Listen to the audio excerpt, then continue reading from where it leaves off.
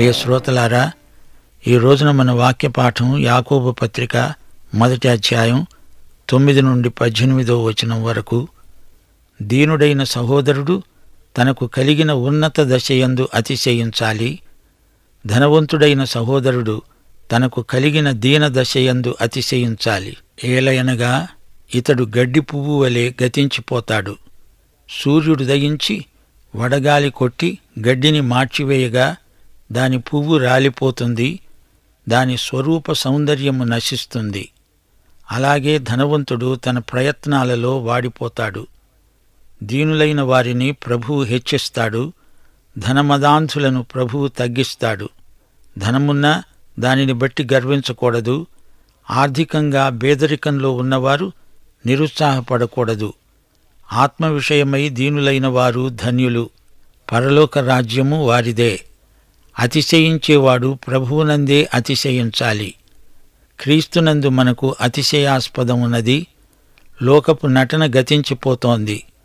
ధనము గలవారు లేనట్లుగా, లేనివారు ధనవంతులైనట్లుగా క్రీస్తునందు అతిశయించాలి. 12వ వచనం, శోధన సహించేవాడు ధన్యుడు, అతడు శోధనకు నిలిచినవాడై ప్రభువు తనను ప్రేమించే వారికి వాగ్దానము చేసిన జీవ కిరీటము పొందుతాడు. శోధనల్లో శ్రమల్లో మహానందం చెందాలి. శోధనల్లో గెలిచిన వానికి దేవుని బహుమానం సిద్ధంగా ఉంది. ప్రభు అతనికి జీవ కిరీటాన్ని బహూకరిస్తాడు. నీతి కిరీటం, మహిమ కిరీటం కూడా విశ్వసనీయులకు లభిస్తాయి. జీవ కిరీటం అంటే జీవమై ఉన్న కిరీటం. దేవుణ్ణి ప్రేమించే వారికే ఈ జీవ కిరీటం వాగ్దానం చేయబడింది. 13వ వచనం, దేవుడు కీడు విషయమై శోధింపబడనేరడు, ఆయన ఎవరినీ శోధించడు. గనుక ఎవడైనా శోధించబడినప్పుడు నేను దేవుని చేత శోధించబడుతున్నాను అనకూడదు. దేవుడు శోధనకు కర్తకాడు. ప్రభువు మూలంగా నేను పడిపోయాను అనవద్దు. ప్రభువుకు ఇష్టం లేనిది నీవు చెయ్యకుండా ఉంటే ఈ శోధనను గెలిచి ఉండేవాడివి. నీవు శోధనకు లొంగడానికి దేవుడు బాధ్యుడు కాడు. మనిషి పాపంలో పడితే అది దేవునికి బాధ కలిగించే దుర్ఘటన. దేవుడు శోధించడు. దేవుడు శోధకుడు కాడు. దేవుణ్ణి ఎవరూ శోధించజాలరు.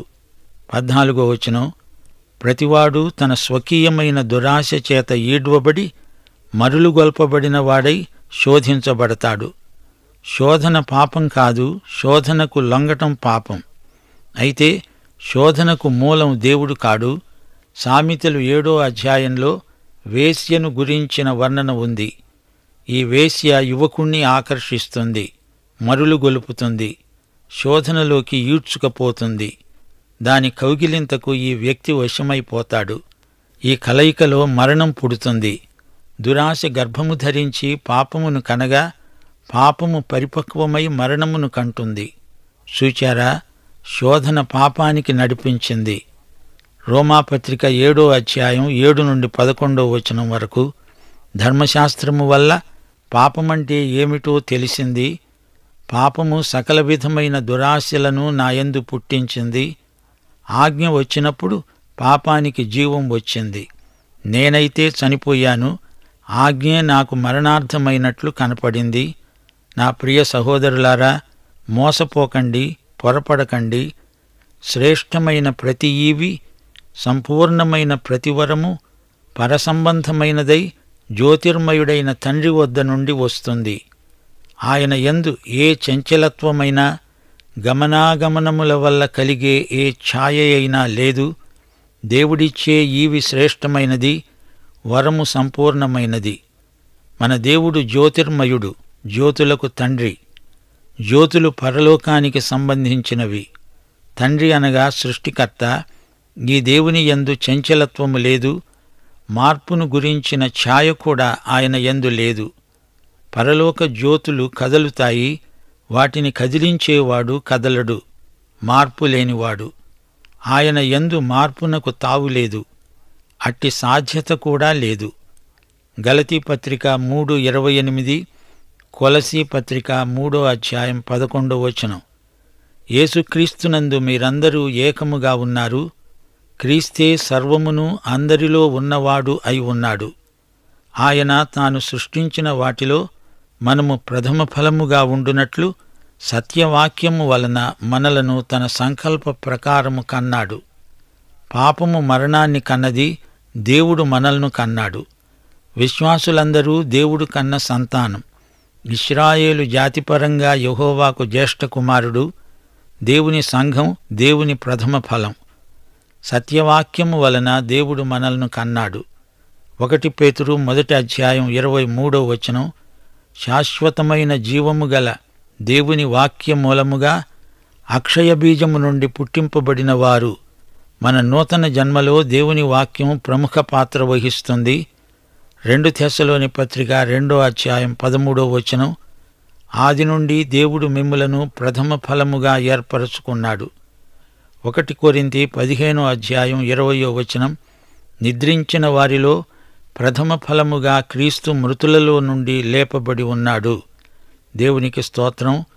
1 కొరింథీ 3:21-23 వరకు పౌలన్నాడు, ఎవడునూ మనుష్యుల యందు అతిశయించకూడదు. సమస్తమును మీవి. పౌలైనా, అపొల్లో అయినా, కేఫా అయినా, లోకమైనా, జీవమైనా, మరణమైనా, ప్రస్తుతమందు ఉన్నవైనా, రాబోవునవి అయినా సమస్తమును మీవే. మీరు క్రీస్తువారు, క్రీస్తు దేవునివాడు. మనకున్నదంతా ప్రభువు నుండే మనకు సంక్రమించింది. వీటిని అనుభవిస్తాము, ఆనందిస్తాము. నీవెంత బీదవాడివైనా క్రీస్తునందు నీవు సంపన్నుడివే. ఎందరో ధనవంతులు కొన్నాళ్లు ఘనంగా వెలిగారు, అంతలో గడ్డి పువ్వులాగా రాలిపోయారు. ధనికుడా, నీ ధనం అశాశ్వతం, త్రుటిలో గతించిపోతుంది. నీ ప్రయత్నాలు విఫలమవుతాయి. వడగాలికి గడ్డి పువ్వు రాలి వాడి మాడి బూడిదైపోతుంది. నీవు గతించిపోతావు. నీ ధనం నీ వెంబడి రాదు. యేసుక్రీస్తునందు ఇహపరములలో నీకు క్షేమము, భద్రత. క్రీస్తునందు ఎట్టి కలవరము లేదు. యాకోబు పత్రికలో మనకు అడుగడుగునా సామెతల గ్రంథం జ్ఞాపకమొస్తోంది. సామెతల గ్రంథంలో ఒక యువకుడు జ్ఞానమనే విశ్వవిద్యాలయంలో పట్టభద్రుడవాలని చెప్పబడింది. యాకోబు పత్రికలో శ్రమల బడి ఉంది. ప్రభువు మనలను పరిపక్వతా స్థితికి తేగోరుతున్నాడు. శ్రమలు మన విశ్వాసాన్ని బలపరుస్తాయి. దేవుని బిడ్డలకు శ్రమలు తప్పనిసరిగా వస్తాయి. అంతము వరకు సహించిన వాడే రక్షించబడినవాడు. మన జీవితంలో ఓర్పు, దీర్ఘశాంతం ఏర్పడడానికి శ్రమలు తోడ్పడతాయి. బాధ వల్ల ఆరోగ్యం మెరుగవుతుంది. ముండ్లబాట సింహాసనానికి నడుపుతుంది. సిలువను మోసిన వారికే కిరీట ప్రదానం. నేను భారం మోస్తున్నానంటే నా భారం ప్రభువు మోస్తున్నాడు. మనం బలహీనులమే, అయితే క్రీస్తునందు మనకు బలాధిక్యమున్నది. మనం ఎంతకాలం బ్రతుకుతామని కాదు, ఎలా బ్రతుకుతున్నామనేది ముఖ్యం. మన సమస్యలకు ఎట్టి పరిష్కారము మనకు కనపడకపోవచ్చు, కాని మన జీవితాలలో ఈ శ్రమల ద్వారా కలుగబోయే మేలు ఏమిటో దేవునికి బాగా తెలుసు. శోధనలను విజయవంతంగా సహించిన వీరులకు జీవకిరీటం బహూకరించబడుతుంది. మనకు సంభవించే శ్రమలను గురించిన పర్యవసానం మన ప్రభువు ఎరుగును. ఈ రోజున యువతీ యువకులెందరో జీవితంలో హతాశులై ఆత్మహత్యకు పాల్పడుతున్నారు. వారికి జీవిత గమ్యమేమిటో తెలియదు. చాలామందికి జీవితం శూన్యమనిపిస్తోంది. విశ్వాసికి చీకట్లో వెలుగురేఖ తేటగా కనిపిస్తుంది. కీర్తనలు 30:5 ఆయన కోపము నిమిషమాత్రముంటుంది, ఆయన దయ ఆయుష్కాలమంతా నిలుస్తుంది. సాయంకాలమున ఏడ్పు వచ్చి రాత్రంతా ఉండినా ఉదయమున సంతోషం కలుగుతుంది. శోధనలను ఎదుర్కొని గెలిచిన వ్యక్తి ధన్యుడు. ప్రభువు వాగ్దానము చేసిన జీవకిరీటం పొందుతాడు. ప్రభువును ప్రేమించేవారికే జీవకిరీటం. యేసుక్రీస్తు కోసం, ఆయన నామము నిమిత్తం శ్రమలు అనుభవించినవారు ఆయనను ప్రేమించేవారు.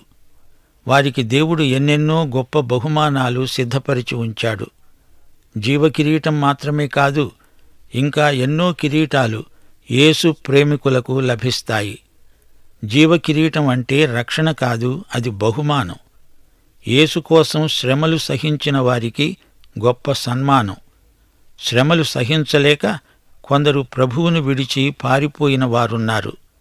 అయితే ఎందరో శ్రమలు ఎంత ఉద్ధృతమైనా ప్రభువునే హత్తుకొని ఉన్నవారు మనకు ఆదర్శప్రాయులు.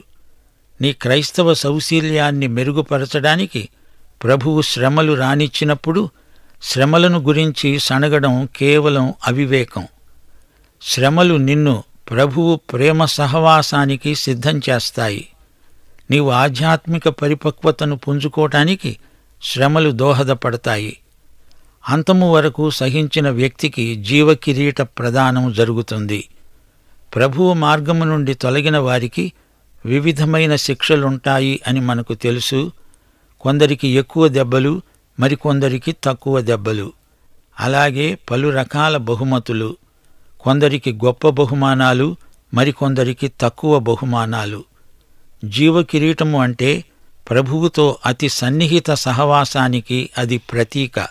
ప్రకటన గ్రంథం 2:17 ప్రభు అన్నాడు, జయించేవానికి తెల్ల రాతినిస్తాను. ఆ రాతి మీద చెక్కబడిన ఒక కొత్త పేరు ఉంటుంది. పొందినవానికే గాని అది మరి ఎవనికీ తెలియదు. రాతి మీద చెక్కబడిన ఈ కొత్త పేరు ఏమిటనుకున్నారు?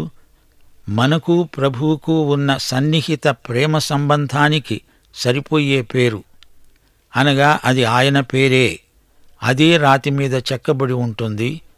మనలో ప్రతి ఒక్కరికి ప్రభువుతో గల ప్రేమ సంబంధాలు ఒకేలాగు ఉండవు.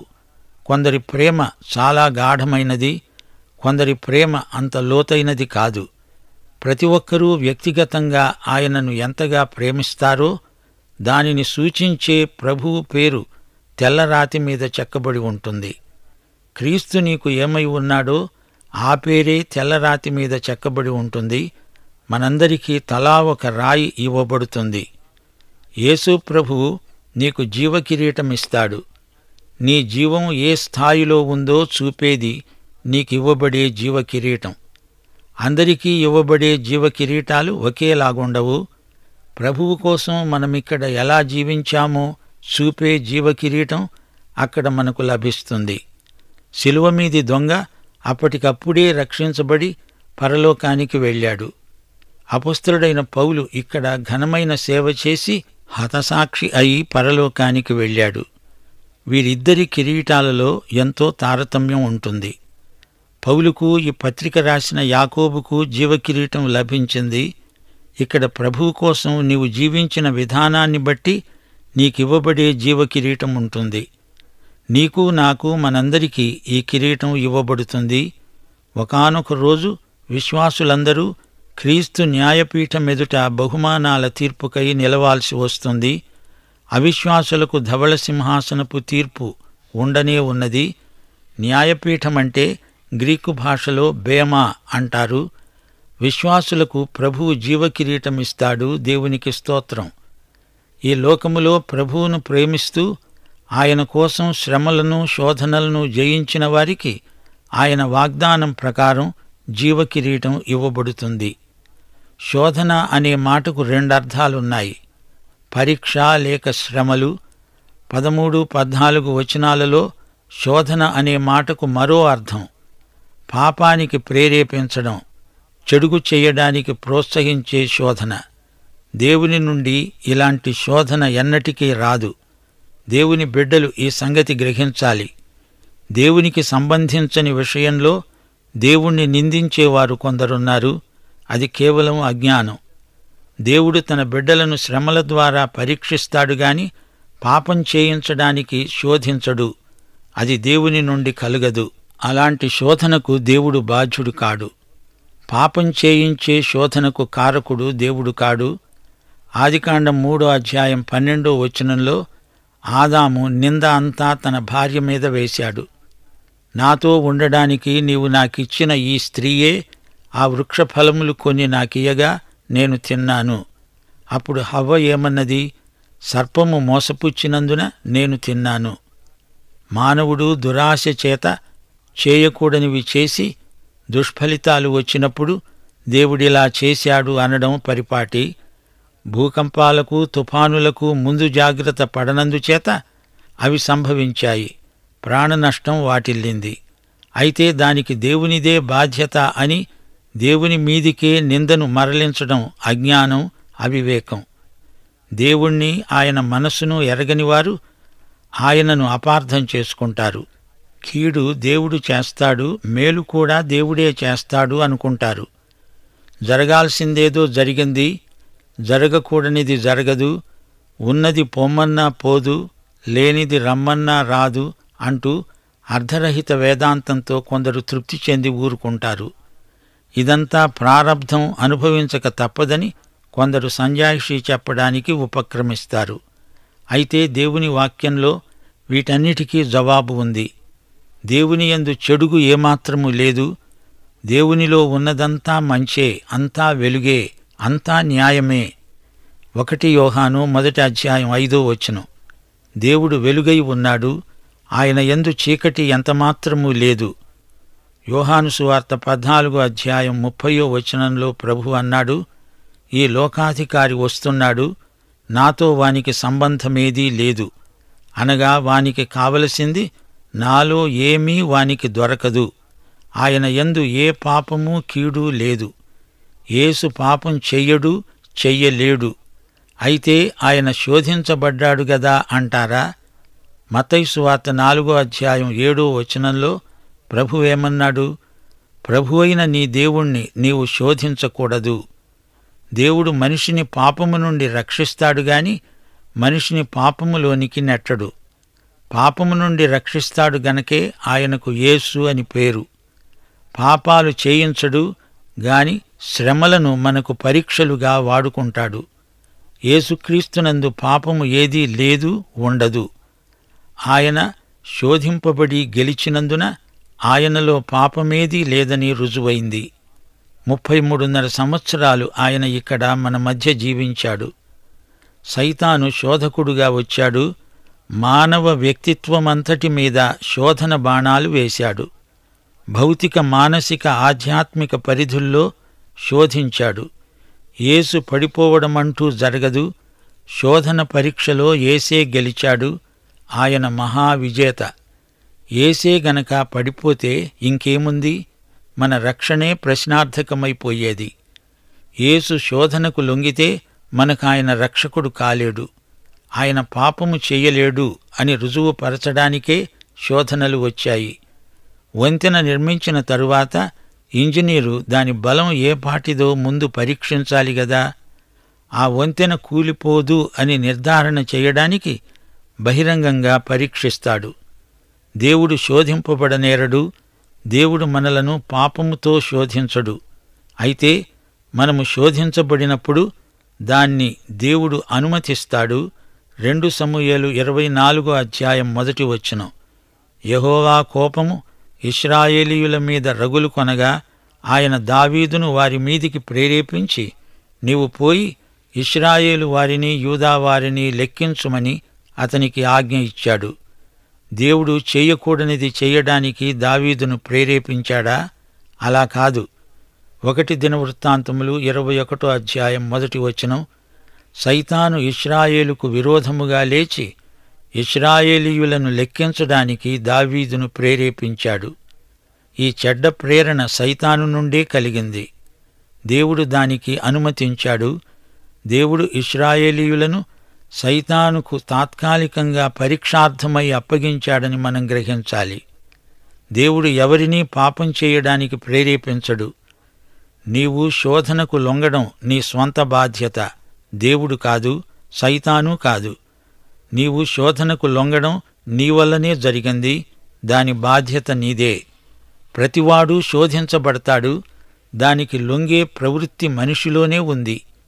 ఇది బయట నుండి వచ్చేది కాదు. శోధనలను జయించాలంటే శోధన స్థలంలో నిలువకూడదు. పాపమార్గమందు నిలువకూడదు, కూర్చోకూడదు. శోధన పాపం కాదు, శోధనకు లొంగిపోవడం పాపం. ఆహారం కాదు, అతిగా ఆహారాన్ని తినడం పాపం. అది తిండిపోతుతనం. మద్యం ఔషధంలో వాడతారు, కాని మద్యాన్నే త్రాగుబోతులై పాపం చేసిన వారవుతున్నారు. వైవాహిక పరిధిని దాటితే లైంగిక సంబంధాలు పాపం. మనిషి స్వకీయమైన దురాశ చేత ఈడ్వబడి మరులు కొల్పబడినవాడై శోధించబడతాడు, అనగా శోధనకు లొంగుతాడు. ఇది దురాకర్షణ. అయితే యోహాను సువార్త 12వ అధ్యాయం 32వ వచనంలో యేసు ప్రభువు ఆకర్షణ ఎంతో మంచిది. ప్రభు అన్నాడు, నేను భూమి మీది నుండి పైకి ఎత్తబడిన ఎడల అందరినీ నా వద్దకు ఆకర్షించుకుంటాను. దురాశ గర్భము ధరించి పాపాన్ని కంటుంది. దురాశ గర్భిణీ స్త్రీకి పోల్చబడింది. పుట్టిన బిడ్డ పెరిగితే అది మరణాన్ని కంటుంది. పాపము పరిపక్వమై మరణాన్ని కంటుంది. భౌతిక మరణం, ఆధ్యాత్మిక మరణం, నిత్య మరణం అని మరణం 3 విధాలు. మరణమంటే ఎడబాటు. పాపం నిన్ను దేవుని నుండి దూరం చేస్తుంది. పాపములో పడినవాడు మనిషి, పశ్చాత్తప్తుడైన వాడు భక్తుడు, పాపాన్ని సగర్వంగా సమర్థించుకునేవాడు దయ్యం. శోధించబడవచ్చు, అది పాపం కాదు. దానికి లొంగితే బిడ్డను కన్నట్లే, పాపం మరణాన్ని కన్నట్లే. దేవుని యందు పాపపు నీడ కూడా ఉండదు. ఆయన మారనివాడు. దేవుని ఈవులు, వరములు అన్నీ ఎంతో మంచివి. నీవు దేవుని వాక్యము వల్ల నూతన జన్మ పొందగలవు. అది నిత్య జీవం. పాఠం ఇంతటితో సమాప్తం. మన ప్రభు అయిన యేసుక్రీస్తు వారి దివ్యకృప, తండ్రి అయిన దేవుని పరమ ప్రేమ, పరిశుద్ధాత్మ యొక్క అన్యోన్య సహవాసము, సమాధానము, సంతోషము మనకందరికీ సదాకాలం యేసు ప్రభు వారి రాకడ పర్యంతము తోడై ఉండునుగాక. ఆమేన్.